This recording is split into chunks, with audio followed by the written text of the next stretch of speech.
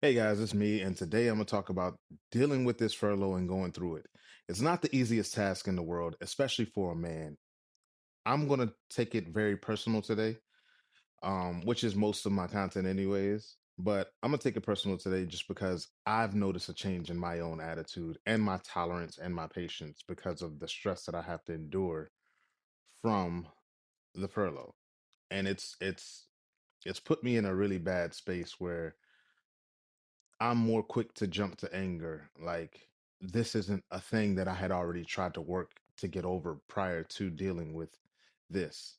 And in this state, it hasn't been easy dealing with it because it's like it affects so many people. Like, I affect so many people. Like, me trying to be reserved and restrained while trying to find ways to make money, make ends meet, go get this over here, make sure that I'm good over here, make sure that money is recouping in the bank, make sure that I have enough to pay, you know what I'm saying, everything that needs to be covered.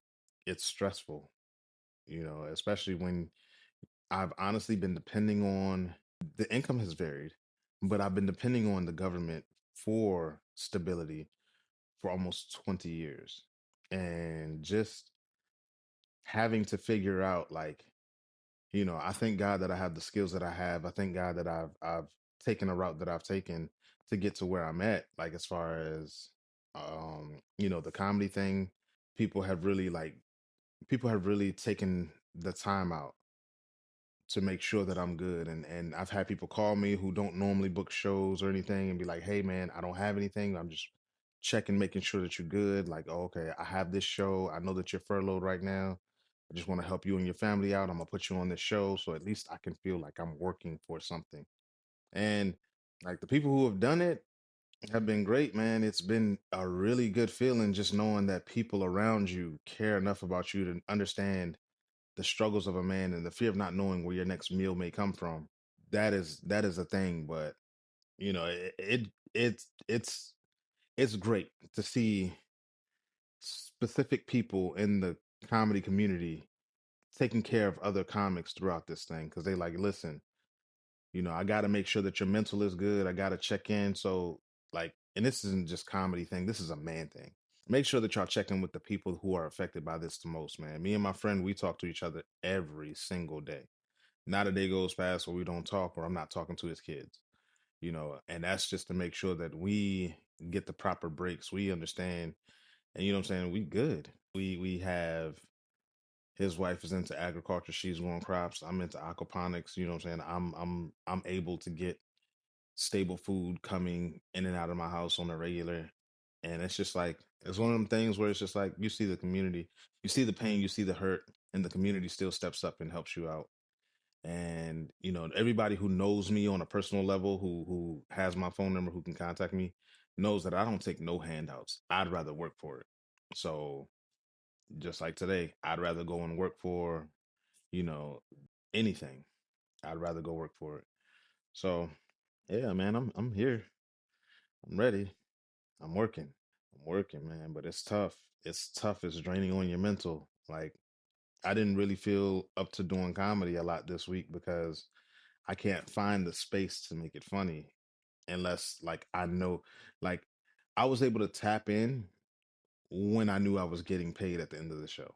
Like, it let me know that I'm still a professional even though I'm struggling with these things throughout the entire week. Like, I went to an open mic, I didn't feel like doing it because I just didn't. It's not every open mic requires you to spend money. And if I don't know when the next time I'm gonna receive my main source of income currently, I'm not willing to spend any money, and that's one of the requirements, especially from the local club. It's like I'm furloughed right now. Like, I don't have any money to even buy a drink. Like, I can't even buy a hope and a wish. Like, I got to make sure that, daycare is covered. I pay $2,700 a month in daycares. It's not easy. I have two kids in daycare and one kid in after school. Not easy. It's not, man. And I'm always grateful.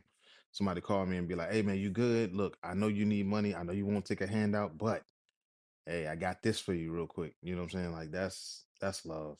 That's love. Like, people who aren't even really a fan of my style of comedy as of yet, or as the last time they've heard me. And they were like, "Yo, how can I support, man? Hey, let me get a shirt up off you. Let me get a shirt to support you. I know, man. You know what I'm saying? I can help you out that way, bro. I'll buy a shirt from you because I know you ain't gonna take no money. You know what I'm saying? People who know me know. But yeah, it's tough, man. And I just want to encourage everyone out there. If you know somebody who normally is well mannered and can be patient, and they're a little irritable more than average, just know that they going through something, man. Most men don't tell anything until it's over. And especially a black man, like we gonna look, I'm gonna sit here. You good, Playboy? Yeah, Playboy, I'm good. I'm good, bro. Yeah, I'm good. Not knowing that like I got World War III going on at the house. You know what I'm saying? That's just how we built, man. We can't really complain because we the only choice that we have is to get it done, figure out a way. So yeah, that's what my mind is, man. And you know, if I had an attitude with you, if if anything that I said may have rubbed you the wrong way, listen, I apologize in advance, or just put it to my mind and not my heart.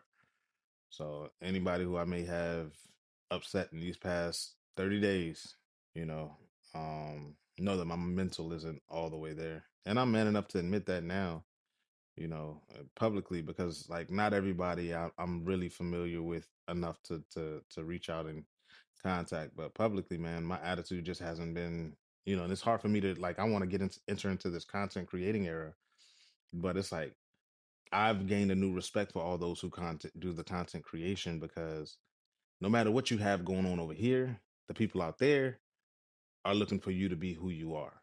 And even if I do have a bad day, a bad attitude, a bad whatever, I would still have to get up here and be professional. I would still have to get on stage and perform. So, just like I got stuff going on, you, the audience members here or in an auditorium, in a restaurant, wherever I get booked at, y'all here for it too. Y'all here to get entertained. Y'all don't want to hear about my gripes and sad stories, man. So, just a heads up, man. I'm human, and I apologize in advance, man. My mental, it's hard when you depended on something for 20 years.